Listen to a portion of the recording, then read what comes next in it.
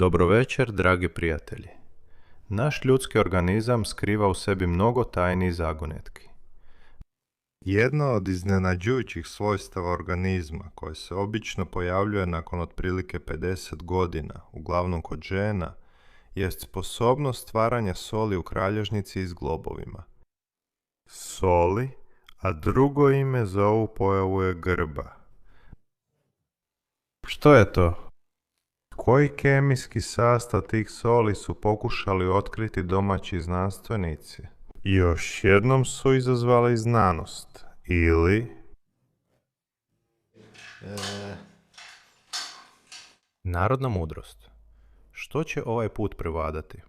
Sada ćemo to saznati. Dakle, prijatelji, lokalizacija grbe je ovakva.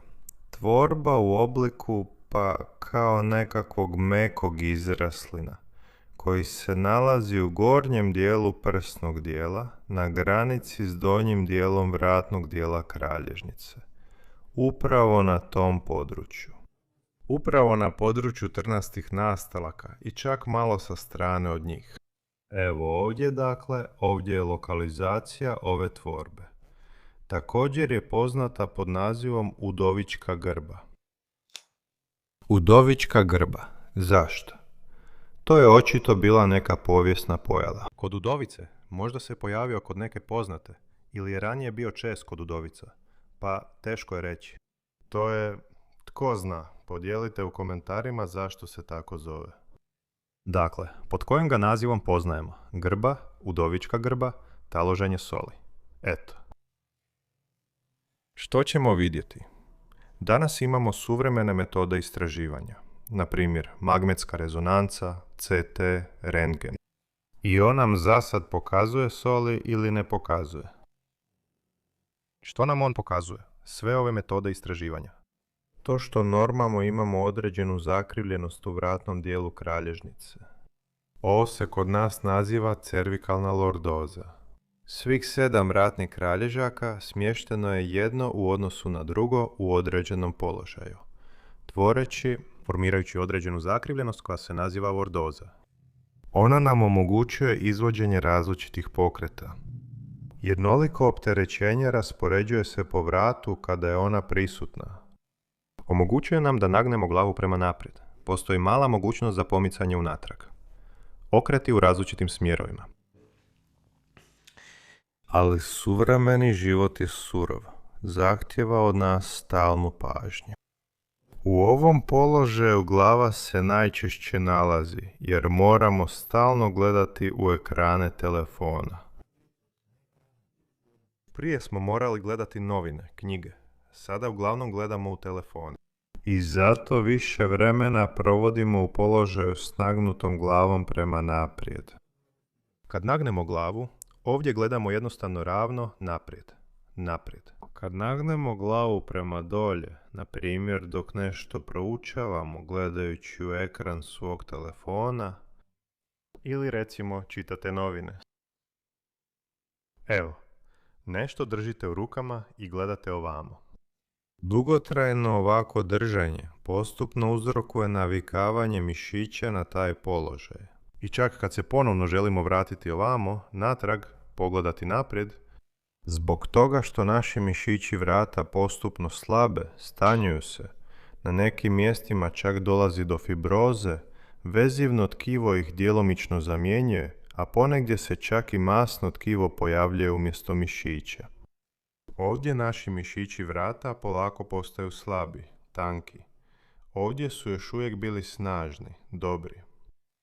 I kada želimo pogledati naprijed, odvratiti pažnju naše glavne aktivnosti, želimo ispraviti glavu, naše kretanje više neće biti ovako. Hajde da nacrtamo ovdje, baš ovdje. Kada budemo ispravljali glavu, pokret će se dogoditi ne u cijelom vratu, već samo ovdje, u njegovom gornjem dijelu. A ovaj zavoj će ostati isti. Odnosno, ovako ćemo gledati naprijed. Već u ovom položaju, dakle uobičajeni položaj vrata, postaje takav da ne rade sve skupine mišića vrata, već samo ovaj gornji dio i on postaje preopterećen. Zbog toga ovdje dolazi do prekomjernog napetosti u potiljačnoj regiji. Tamo dolazi do iritacije potiljačnog živca, poremećaja venskog odljeva, a u nekim slučajevima i poremećaja dotoka krvi.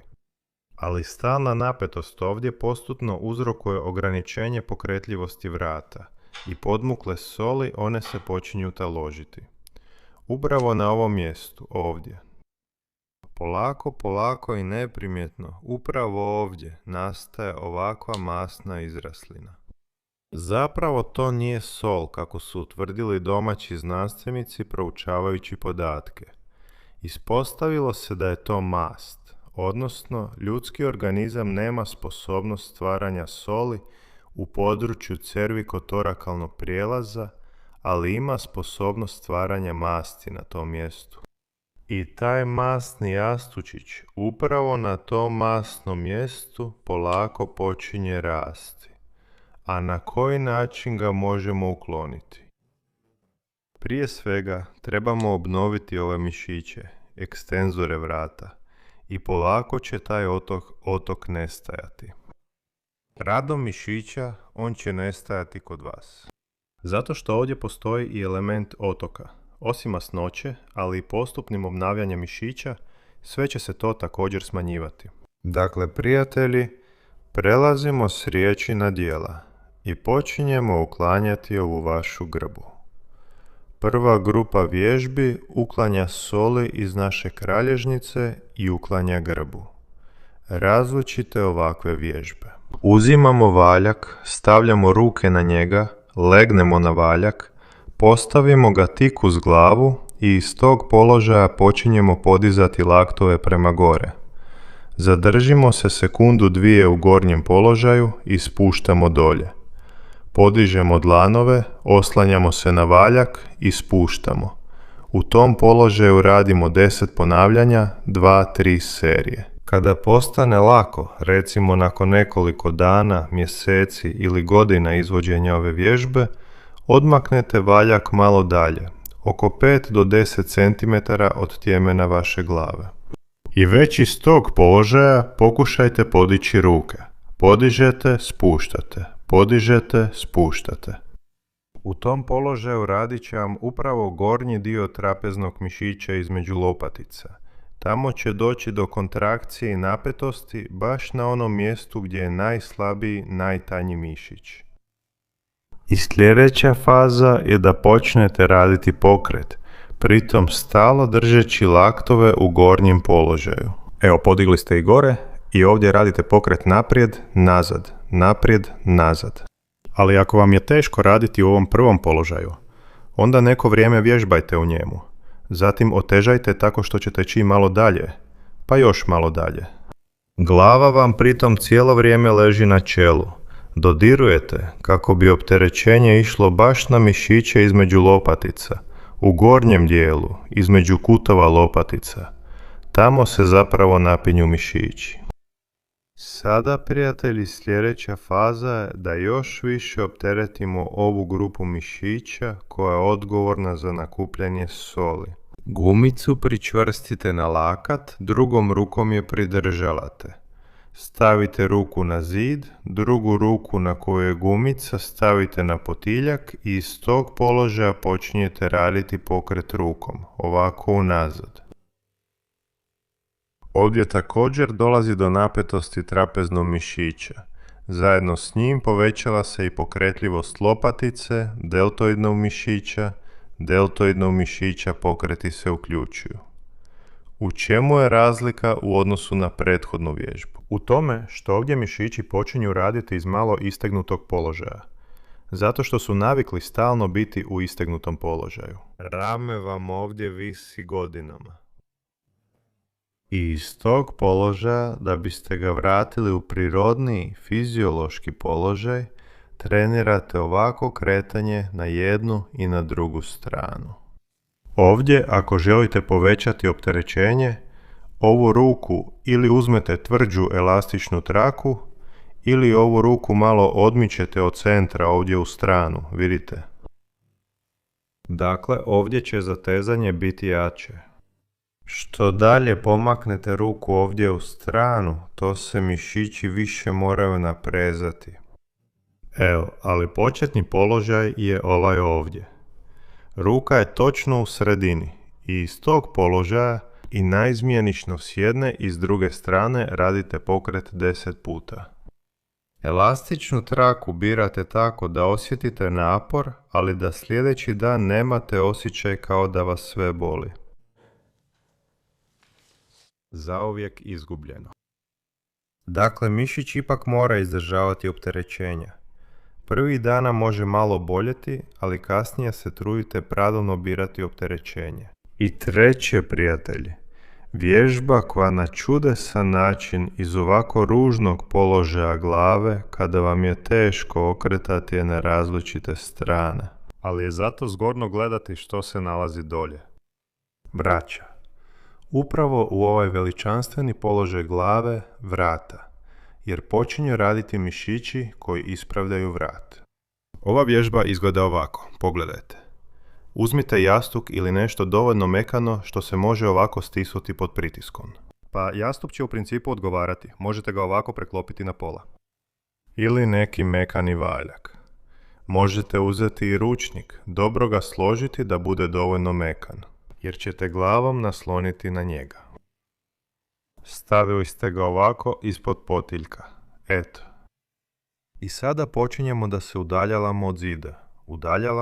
Udaljavamo. Eto.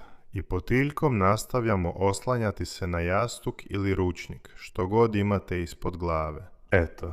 I u nekom trenutku osjetit ćete da su se mišići vrata dovoljno dobro napeli. I počinju se umarati od tog položaja. U tom položaju trebate ostati, ali pazite da vam se brada ne spušta na taj način. Odnosno da možete održavati takav prirodan položaj glave. I u tom položaju, da vam se ne spusti, gledajte za svaki slučaj ne dolje, čak ni ravno, nego malo prema gore. I tada će taj položaj vjerojatno ostati pravilan. I naravno, nastavite dok ne osjetite neku nelagodu, ali počnite s 10 sekundi za početak. Kasnije možete produžiti na 20, 30, pa čak i do minute u tom položaju. Ako ovdje osjetite napetost, ne samo u vratu, već i negdje u području leđa ili čak između lopatica, to znači da radite sve ispravno. Jer ovdje vam rade mišići vrata duž cijele duljine. I ova vježba vam jako dobro omogućuje da iz ovog pognutog položaja glave prema naprijed vratite glavu na mjesto gdje je izvorno bila. Dakle, prijatelji, podijelite u komentarima koliko se smanjila vaša grba, ta vaša izraslina tijekom vježbe. Tko je probao vježbu? Naravno, treba raditi barem mjesec dana da bi vam se to sve prepolovilo, a zatim još zajedno da se smanji za još polovicu. I onda podijelite u komentarima fotografije svojih čudesnih rezultata. Također, prijatelji, podsjećam vas da su sve ove vježbe detaljnije objašnjene na poveznici u opisu. Već vas čekaju, kada ćete konačno početi? Pa do novih emisija.